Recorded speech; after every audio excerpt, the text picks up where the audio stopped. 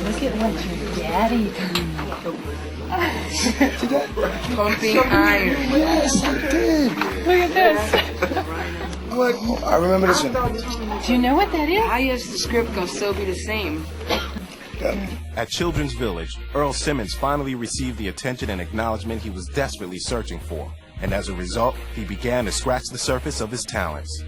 I lived with Earl. We were roommates in Crowley's cottage in Washington Unit. Crowley's consisted of like 15 boys in the house. A typical day could be getting up in the morning. Have breakfast, any last minute studying. The kids were supposed to do the domestic type stuff in the cottage. Earl really liked doing his chores. We also have after school programs. He enjoyed going to the drama program. He seemed to be very bright, very intelligent, but he just had a lot of anger inside. Woo!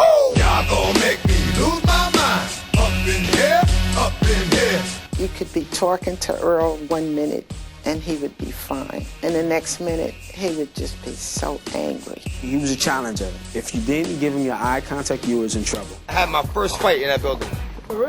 Right there. A kid named Buddy. He hit me, I was like, oh, shit. We would get called to respond to Crowley's cottage. It could be Earl Simmons. He certainly had many of the same problems that our boys have here.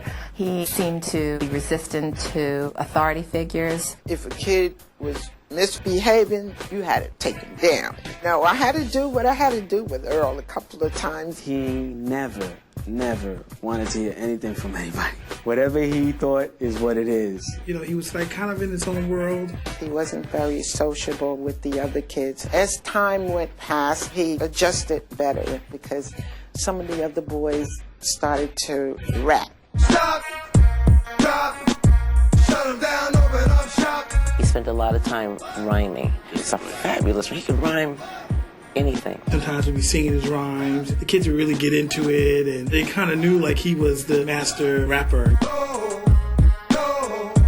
That's how Rough Riders roll. They would have these contests, and Earl would always win. In my drama program, there were days where you couldn't speak unless you rhymed, and that was Earl's favorite day. The kids would go to him and ask him to rhyme, "Can I go to the bathroom?" Marsha won't let me go if I don't have a rhyme. After a while, he became the leader. I tell you, yo, just because you're here, take it as a blessing. If I wasn't here, I wouldn't have went to school. I wouldn't have learned half the shit I know. It's because you got to go to school. You got to learn certain shit. You don't want to be an ignorant. They talk about shit you don't know what the fuck they talk about. Huh? You don't want that. See, to live is to suffer. But to survive, well, that's the final meaning in the suffering. Hey, yo, I'm slipping and falling. Hey, yo, I'm slipping and falling. Hey, yo, I'm slipping and falling. Got to get up, get back on my feet so I can tear this up. I've been through bad different phases, like mazes, to find my way. And now I know that happy days are not far away. If I'm strong enough, I live long enough to see my kids. Doing something more constructive with the time than biz. I know because I've been there. Now I'm in there. I sit back and look at what it took for me to get there. First came the bullshit, the drama with my mama. She got on some fly shit, so I split. And then I'ma be that scene that doesn't need much to succeed. Strapped with mad greed and a heart that doesn't bleed. Going too fast, it wouldn't last, but yo, I couldn't tell. Gurus and institutions prepare my ass for jail. They put me in a situation forcing me to be a man when I was just learning to stand without a helping hand. Damn! Hey, yo, I'm slipping and falling. I can't get up. Hey, yo, I'm slipping and falling. I can't get up. Hey, yo, I'm slipping and falling. I got to get up. Get back on my feet so I can tear it up. For real. Though Earl was making dramatic progress at Children's Village, he was still homesick for the one family member that had a positive impact on his life, his paternal grandmother, Mary Ella Holloway. His grandma was very special to him. We always talked about her. That was one of our main conversations. Thank my grandmother for being the woman that she was to me and allowing me to be the child that I needed to be to her.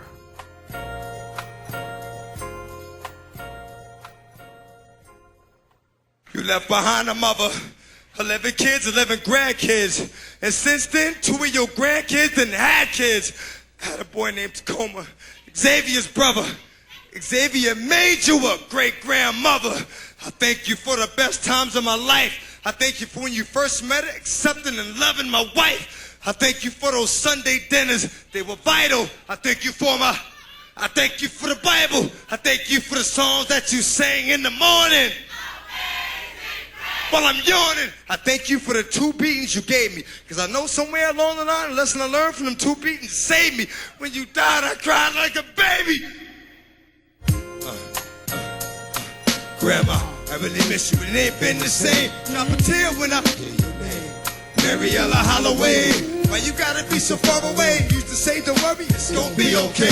But it ain't. It's like when you left, you took the Lord with you. Why couldn't I come when he came to get you? Damn, I really miss you. That's why it's only done out of love. What I wouldn't give for one more hug from Grandma. Baby, it's gonna be okay. Yes, it will. She used to tell me that. Baby, it's gonna be okay. I really miss you. And you left behind a mother, 11 kids, 11 grandkids. And since then, some of your grandkids done had kids. Had a boy named Jacob, Xavier's brother. Major great-grandmother.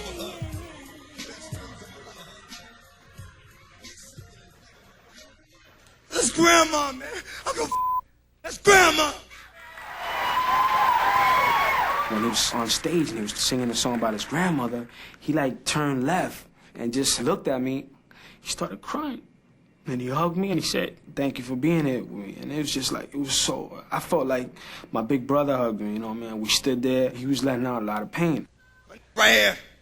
We was here at the same time. I think I just felt all the love in the room, dog. Just for them to actually feel what you're saying to the point where they cry with you, man, it's overwhelming, man. I've never felt anything like that. Next, against all odds, Earl Simmons becomes the most famous alumnus of Children's Village. Life is a blessing now. You got me smiling from inside of my heart.